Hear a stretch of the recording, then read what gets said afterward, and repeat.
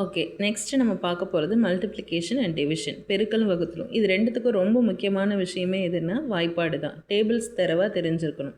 ரொம்ப அதிகமாக தெரிஞ்சிருக்கணும்னு அவசியமே இல்லை. 10 விரல்கள் போதும். நீங்கள் 1லேருந்து 10 வாய்ப்பாடு வரைக்கும் தெரிஞ்சுக்கிட்டாலும் போதும். அதே மாதிரி 1லேருந்து 10 வரைக்கும் தெரிஞ்சுக்கிட்டாலே போகும். அதுக்கும் மேலே உள்ளதெல்லாம் எப்படி எளிமையாக போடலான்னு நான் சொல்லித்தரேன்.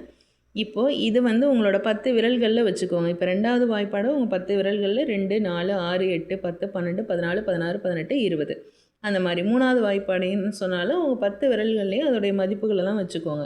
3, 6, 9, 12, 15, 18, 21, 24, 27, 30 அந்த மாதிரி 4, 5, 6, 7, 8, 9, 10 வரைக்கும் நம்ம தெரிஞ்சுக்கணும்.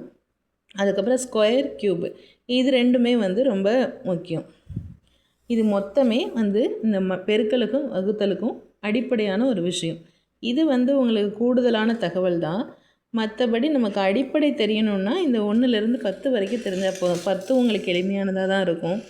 அது கூட 0 சேர்த்தா போதும். 5 எளிமையானதாக தான் இருக்கும். இப்போ 2வது வாய்ப்பாடு. 2 2, 2 2 4, 3 2 6, 4 2 8, 5 2 10, 6 2 12, 7 2 14, 8 2 16, 9 2 18, 5 2 20. இப்போ 3, 6, 9, 12, 15, 18, 21, 24, 27, 30. 4, 8, 12, 16, 20, 24, 28, 32, 36, 40. 5, 10, 15, 20, 25, 30, 35, 40, 45, 50. 6, 12, 18, 24, 30, 36, 42, 48, 54, 60. 7, 14, 21, 28, 35, 42, 49, 56, 63, 70. 8, 16, 24, 32, 40, 48, 56, 64, 72, 80. 9, 18, 27,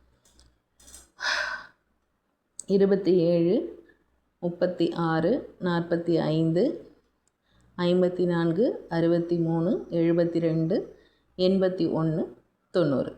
ஓகேவா?